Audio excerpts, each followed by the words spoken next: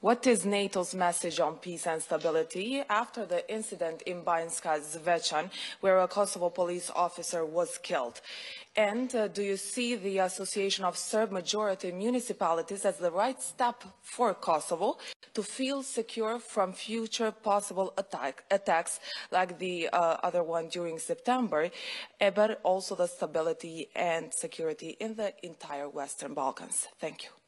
Also, over the last few months, or the last year, we have seen some serious instances of violence in Kosovo. I just visited Kosovo, and what we saw this spring was an attack on NATO peacekeepers.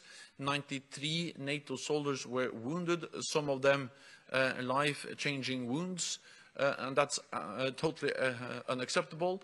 And then we also saw the Banjska incident where actually people were killed.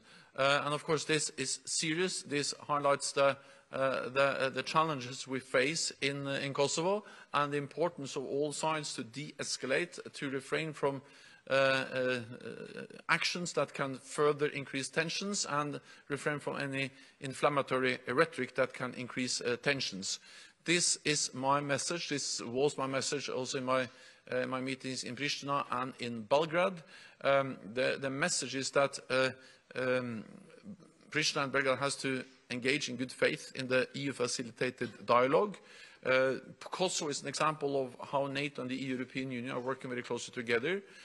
EU is in charge of the diplomatic efforts. We are present with thousands of troops on the ground, and actually as a result of this we have added 1,000 more NATO troops to our presence in Kosovo, to roughly 5,000. I believe that the proposal of an association of Serb-majority municipalities could be a way forward to try to find a solution and to make progress within the EU-facilitated dialogue. So yes, that's absolutely something that should be looked into. We have time for one more. We'll go to Buka here in the front, please, in the middle.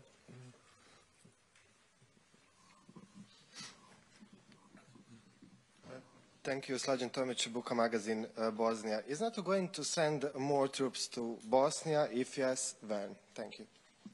So, NATO has a presence of 5,000 troops in Kosovo. We have a military headquarters in Bosnia and Herzegovina.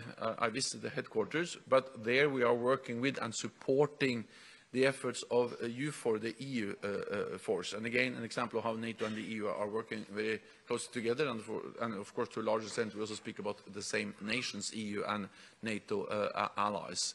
I welcome the fact that the EUFOR force, the mandate, the UN mandate for that force was renewed.